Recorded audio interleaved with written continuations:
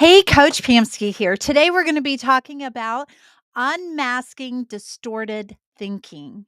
Right? This is going to be good. Okay, let's first talk about what is it that causes distorted thinking? Well, sometimes it can be things that have happened to us in the past.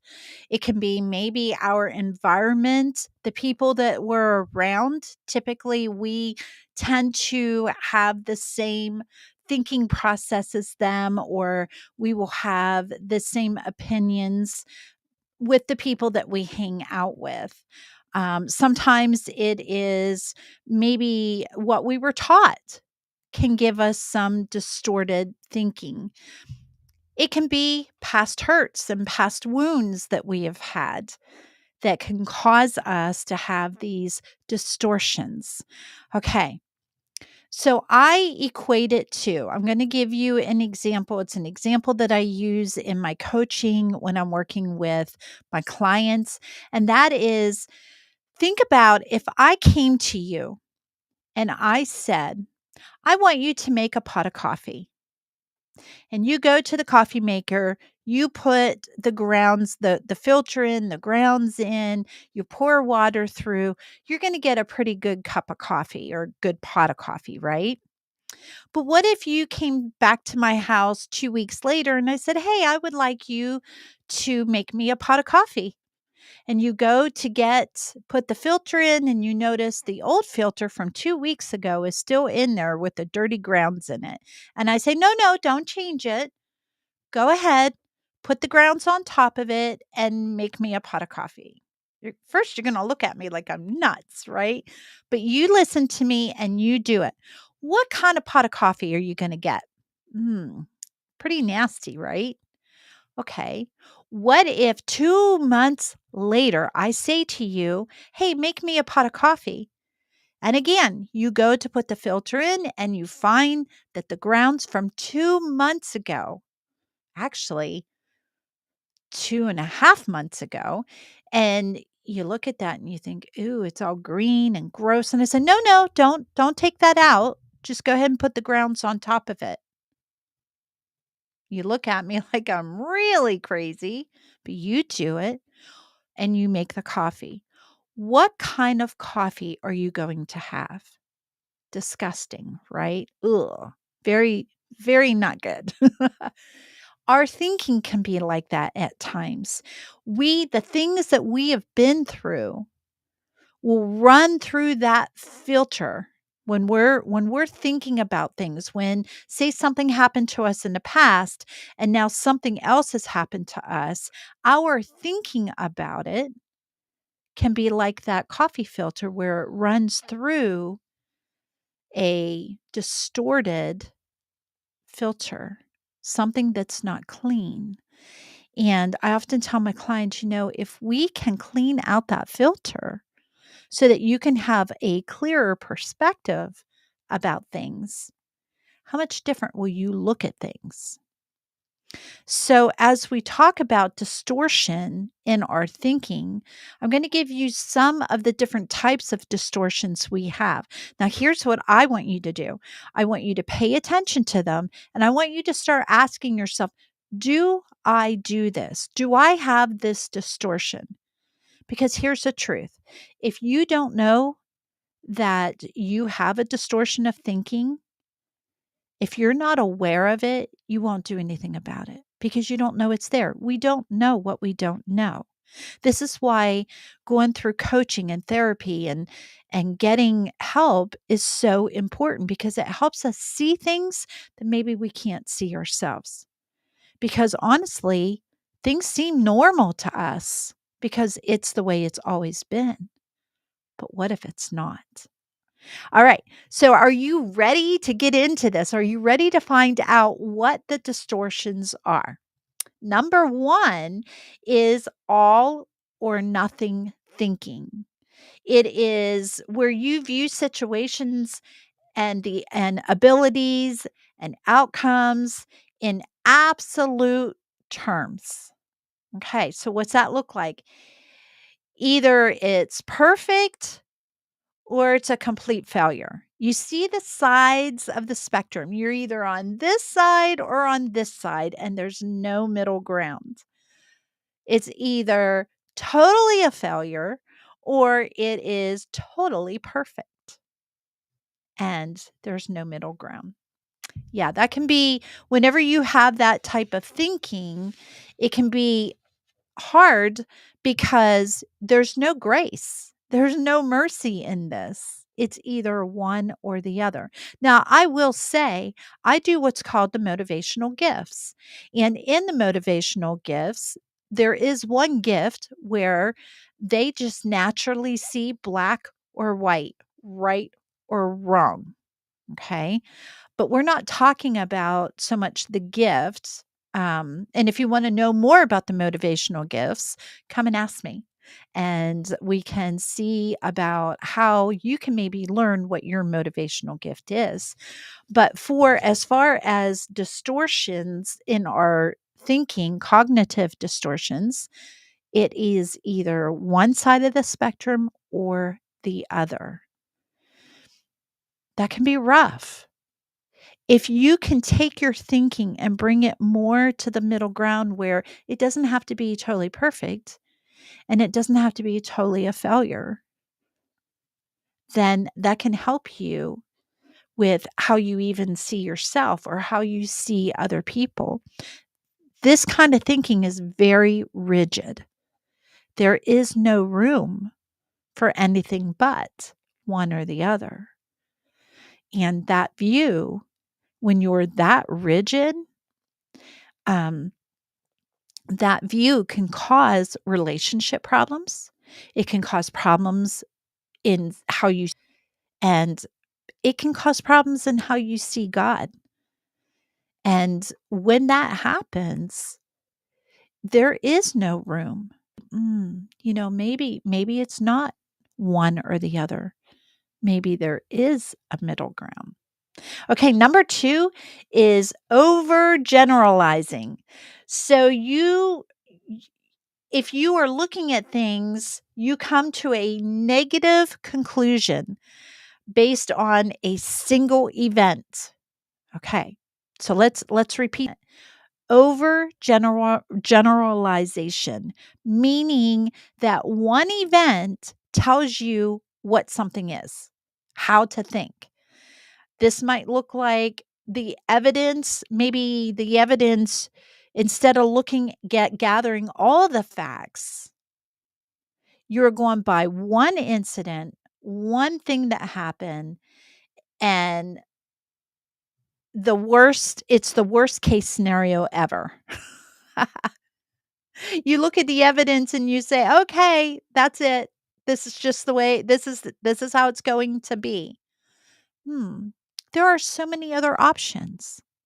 You might be the person that looks at the glass being half empty, and that's all there is. That's generalization. Why do you have that view? Well, maybe your coffee filter needs cleaned out. Maybe you've experienced some things in your life that is all you can see. It's one way, the only way. It's this is so bad that you can't even see the positive. That can be tough too because then you feel negative and you feel like everything is negative because of one circumstance. There's the mental filter, where focusing primarily on negative aspects. You can't see the positive, all you see is the shortcomings, and you ignore any kind of positive quality. Have you ever been there? I've been there. I'll admit it. I've been there. If I'm not careful, I could be there again. If you always look at the negative, guess what you're going to see? The negative. This is where the people you're around is really important because if they tend to be negative, it's going to pull you down. You have a choice in that. You do get to choose who you hang out with. Maybe not always, but then you get to choose how much time you're going to spend with them. Because if you're around people who are negative and it constantly puts you in that it is up to us what we think. We have control over what we think. But we also have control how much time we're going to spend with people. And if we know that certain people are negative and we choose to hang out with them, then all we're doing is brewing a bad recipe for negativity. And, and sometimes we do it because we're afraid of what they're going to say if we don't hang out with them, or what they're going to say, how they're going to treat us, or will they reject us? See, these are some of the things we have to look at. If we're afraid of rejection, guess what we'll do? Yep. Yeah. We'll continue to hang out with those who are negative. But let me ask you, how is it serving you? Is it serving you in a healthy way? Probably not. Then there's the discounting the positive, minimizing or ignoring any positives, period. Like there no positives even exist.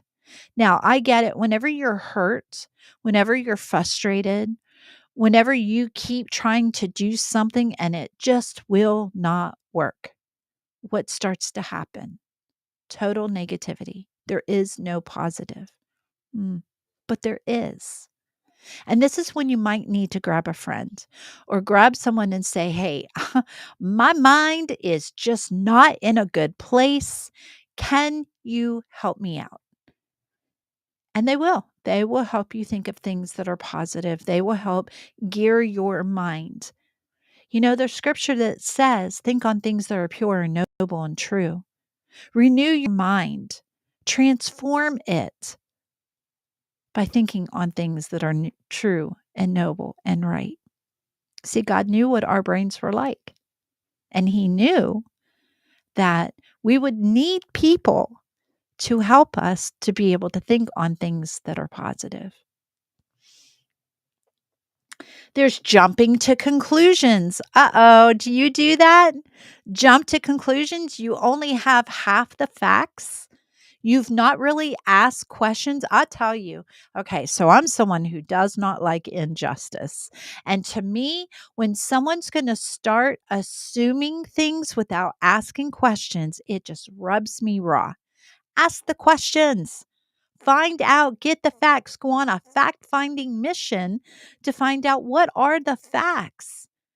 Don't just gather half or no information and then jump to conclusions. And we can do that in our mind. We can assume that people don't like us. We can assume when we walk in a room, everyone stops talking and we assume they were talking about us. We have to be very careful about how we take things really personal and how we jump to conclusions. Get the facts, do a fact finding mission, and stop mind reading. Because that's what we're doing. We're jumping to conclusions. We're mind reading. We think we know and have the information when we could be totally wrong. It can, again, go through that filter that's not clean. And it's based on past hurts and past wounds. Another one is emotional reasoning, believing that feelings are an accurate reflection of reality. Emotions are very fickle. They can be messengers, right? But we've got to be careful that we believe that whatever we feel is exactly accurate because feelings can go up and down, up and down. And so we can't base truth totally on emotions. And it is when you think yesterday I did imposter syndrome and I talked about feeling like a fraud. Well, feeling like a fraud is not true. And so there's many things that we can feel that may not be truth. How about should statements? Holding yourself, holding someone else to a rigid, unrealistic expectation. Oh, there it is, unrealistic expectations. And you can hold yourself or someone else to that unrealistic expectations, except expecting them to accomplish. And when they don't, what do? You're disappointed. You're frustrated. But who was holding them there? You should be able to. Maybe you do this to yourself. You should be able to accomplish this. You should not make mistakes. What does that bring? Shame, guilt. And if you already have that, then you're piling it on. And that expectation, that unrealistic expectation can be on you, that you put on yourself. And maybe that's from past views, or you put that view on somebody else and have an unrealistic expectation of them. And then you feel inadequate, or you see them as inadequate. Got to be careful of that. What about labeling? Assigning negative labels to yourself or to someone else. Incompetent or imposter. And this is all based on your perspective of shortcomings, your own shortcomings and the shortcomings of someone else. We're allowed to make mistakes. We don't have to be perfect. We don't have to always achieve. We're in a process of growing. And so we're not always going to get things the first time, or it's the second time, or maybe even the third time. Does that make us a failure? No. I'll tell you what a failure is. A failure is when someone falls and will not get back up. They lay there and say, I give up. That might feel like a failure. But every time that you get up and you rise and you keep moving, you're successful because you're growing, you're learning, you're moving forward.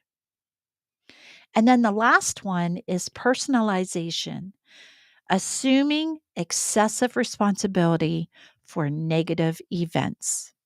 You feel like it is your responsibility that the event didn't work out, or the outcome didn't happen, or believing that you are a direct reflection of one's own self-worth or own ability. You feel like it is a reflection of you. Parents do this. If their children act out, say at the store they act out, or maybe the child is a little bit older and they get into drugs and alcohol, the parent will take that and reflect it on them and say, well, I must have been a failure as a parent. No. As children get older, they make their own decisions, and their decisions are not reflected all on you. You can raise a child in a way he should go, but the scripture doesn't say that they don't fall away. It doesn't say that they don't make mistakes. It says when he is old, he will not depart from it. So you can be a good parent. You can be a good person. And that does not mean that those who are following you are going to do it like you, or that they're not going to struggle. And you know what? There are some things we had to learn the hard way. There are some things that we had to learn because of the struggle, and so will they.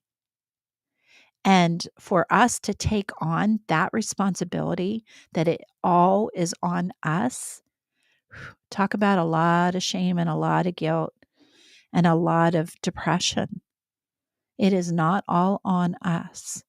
And we need to leave room for people to be able to make their own mistakes and to grow. I am so grateful. It was a hard, hard road, but I am so grateful that I was given the room And trust me, I made a lot of mistakes. And I'm sure for some people, they thought that I was never going to achieve. And I grew up in a home that was like that I would never amount to anything. And yet here I am. So have faith. Don't take it all on yourself. Look at what kind of filter do you have and what can you do to change your thinking? Which one do you struggle with and start working on that one? Don't if you have all of them, don't try to do them all at one time. And if you need help, reach out. Reach out. I have a 2-day free to lead mastermind that this is some of the things that we're going to go through. We're going to talk about cognitive distortions. We're going to talk about what can you do to change them so that you're free of them and they're not pulling you down. They're not keeping you from being able to feel like you're successful. So you're not dragging shame and guilt underneath where most people don't see it, but it's there and you feel it. Let's eliminate some of that so that you can be free to lead whoever is following you. Hey, I'm Coach Pamsky. It's been so great to spend some time with you. It's time to thrive while alive. See you tomorrow. 3 o'clock p.m. Eastern.